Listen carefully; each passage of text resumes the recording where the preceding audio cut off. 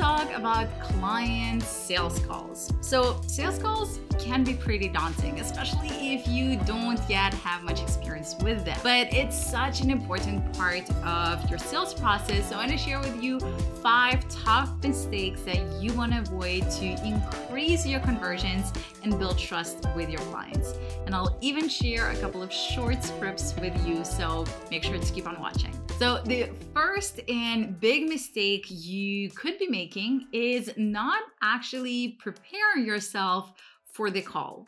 And contrary to what many people may think, the prep part actually starts at the inquiry stage. So what information do you collect from your prospect in your inquiry form? If you're only collecting the most basic information like their name, email, maybe some sort of message, this may not give you enough data to vet your prospect and do some research prior to the call.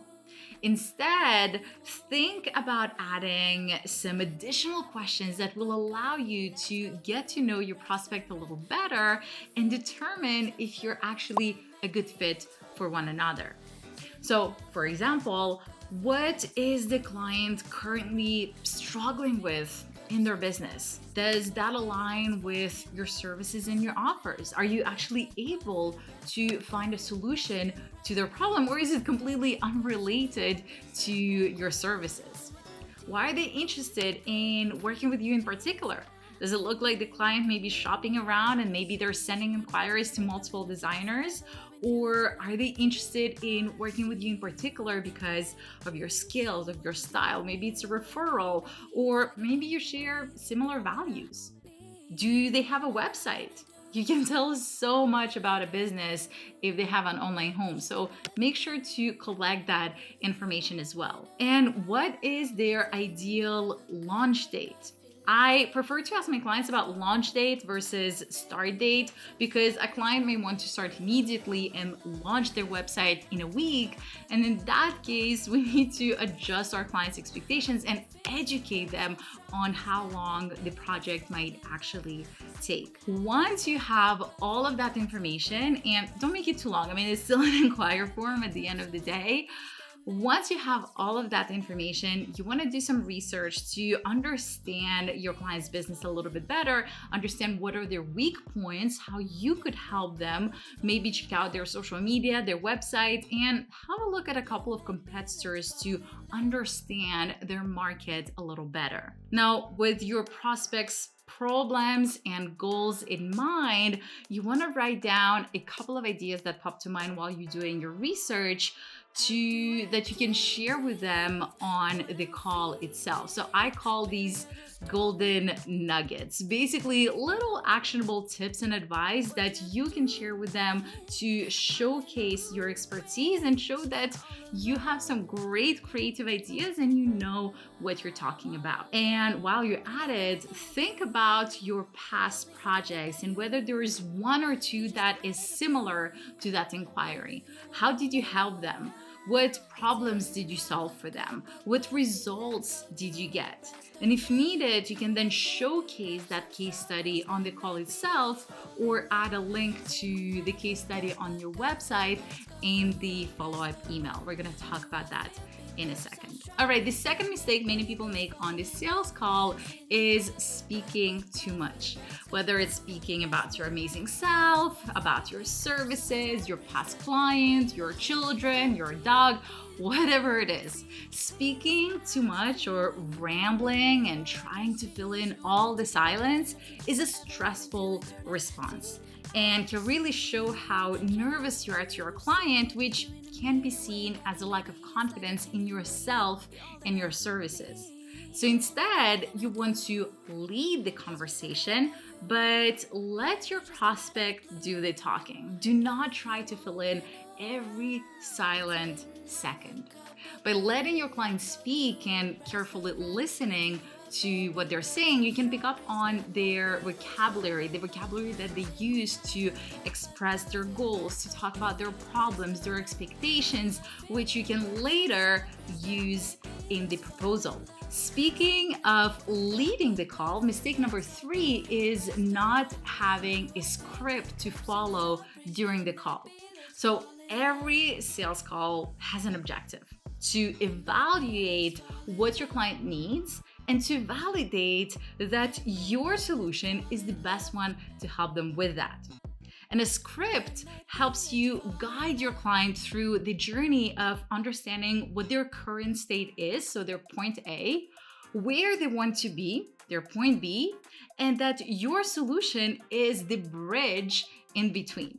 Now, I'm not saying that, you should make this an interrogation and ask your client question after question.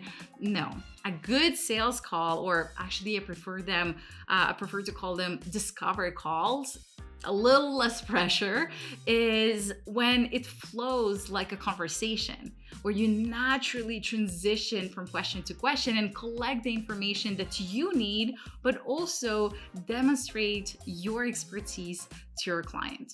Basically, just getting to know each other. The way that I like to break down my client sales calls is to first start with the client discovery phase. So letting the client tell me more about themselves, about their business, and their journey.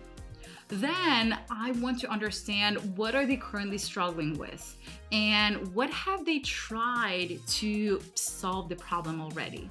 Why didn't it work? Why didn't they try fixing it earlier? Why is now the right time? What's the pressure? At this point, I may already share a couple of golden nuggets with them, a couple of golden nuggets I have under my sleeve to show them that I understand their problem and I already have a couple of ideas on how to help them solve that.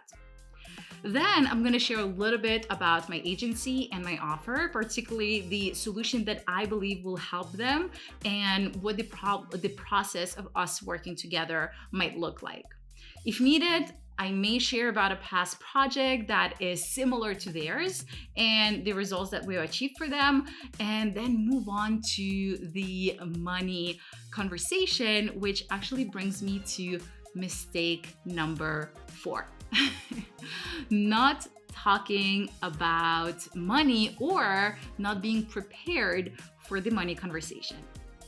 Money is all that your client is currently thinking about. How much is this going to cost me? This sounds awesome. I want it, but can I afford it? And that question grows louder and louder the more you build up the value of your offer and progress through the call.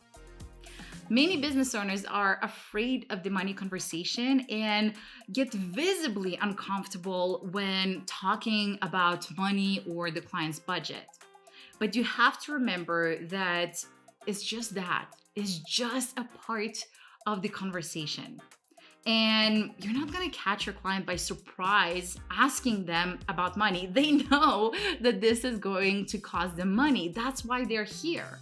And your client already somewhat trusts you and sees value in you, because otherwise they wouldn't be on that call to begin with. So don't be afraid of asking your client about their budget or sharing your own prices with them on the call if needed.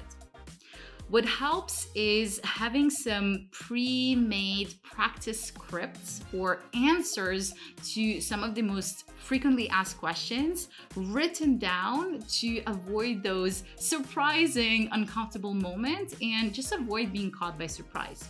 So, for example, practice confidently moving into the money conversation directly on the call with a sentence like, "All right, well, I think I have everything I need so far. Thank you so much for sharing all of that.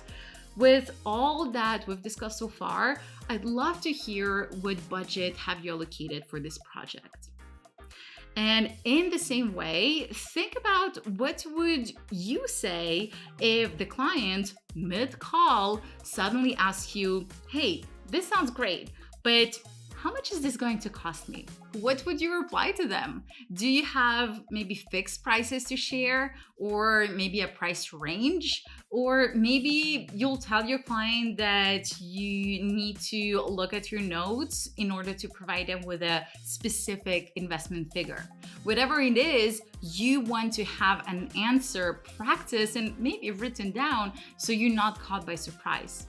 The way I personally like answering this question is by saying, well, I'll need to go and review my notes in more detail. So I will put a precise investment figure in the proposal. But in the past, similar projects range between 10K to 14K. Does that align with the budget you had in mind?